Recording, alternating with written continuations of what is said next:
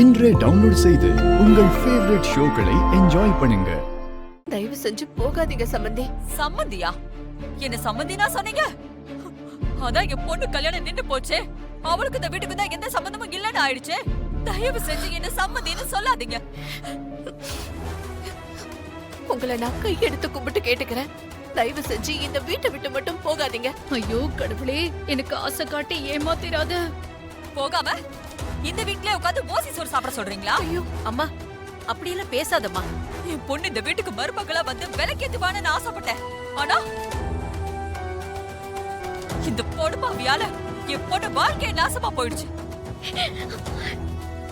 இங்க பாருங்க, எதுவுமே நடக்காத மாதிரி மான கெட்டு போய் எங்களால இங்க இருக்க முடியாது. நாங்க கிளம்புறோம். சொன்ன கேளுங்க. ஐயோ, அவ என் பொண்ணுங்க. வர்ஷினி எனக்கு மக மாதிரி. போதும். மருமகன்னு சொல்லி நீங்க எனக்கு ஏமாத்தினதெல்லாம் போதும்.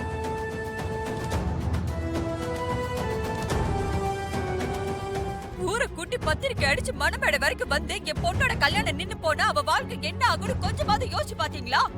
அந்த ஸ்ரீஜாக்கு சத்தியம் பண்ணி கொடுக்கறதுக்கு முன்னாடி சம்பந்தியமா என் பொண்ணோட வாழ்க்கைய பத்தி கொஞ்சமாவது யோசிங்கன்னு உங்க கால்ல விழாத குறையா கெஞ்சினேனே. உங்க காதுல விழுந்துச்சா? யாரோ எக்கேடு கெட்டு போனா என்னன்னு சொல்லி உங்க பையனை மணமேடையில ஏறி உட்கார வச்சீங்கல்ல.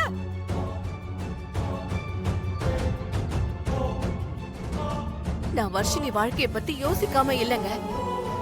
நான் வெறும் வார்த்தைக்காக சொல்லல. வர்ஷினிக்கு இதை விட பெரிய நல்ல சம்பந்தத்தை அமைச்சு கொடுக்க வேண்டியது என்னோட பொறுப்பு. நான் அவளை விட்டுற மாட்டேன். என்ன ப்ளீஸ் நம்புங்க. வேண்டாமா? எங்க பொண்ணு வாழ்க்கைய நாங்க பாத்துக்கிறோம். எங்களை தயவு செஞ்சு போக விடுங்க. ஐயோ முடியாதுமா. உங்களை நான் போக விட மாட்டேன். வர்ஷினிய நான் விட்டு கொடுக்கவும் மாட்டேன். அவளுக்கு ஒரு நல்ல வாழ்க்கைய அமைச்சு கொடுக்கற வரைக்கும் அவளை நான் அனுப்பவும் மாட்டேன்.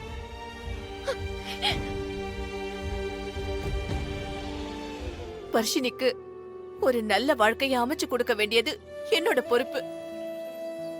வர்ஷினி நிச்சயமா சந்தோஷமா வாழ்வா.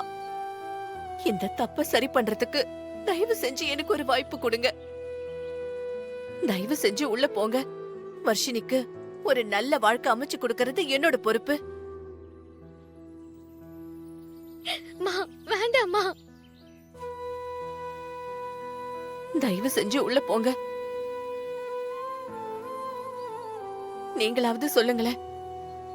அதான் சுபத்ராவே சொல்றல்லம்மா, உள்ள போங்கம்மா. வர்ஷினிக்கு நல்லபடியா கல்யாணம் பண்ணி வைக்கிற வரைக்கும் நீங்க இங்கே இருங்க. போங்க. ருக்மணி, அவங்க தான் அவ்வளவு தூரம் சொல்றாங்கல்ல, வா. கல்யாணம் பண்ணி காரியத்தை சாதிச்சிட்டேன்னு நினைக்காத. நீ நல்லாவே இருக்க மாட்டேன். உன்னை நல்லா இருக்கவும் விட மாட்டேன். உன் ஜாதகம் போலி ஜாதகம்னு எனக்கு மட்டும் தாண்டி தெரியும். உன் ஜாதகத்தை காட்டி உன் வாழ்க்கையை கெடுக்கல. என் பேரு ருக்மணி இல்லடி.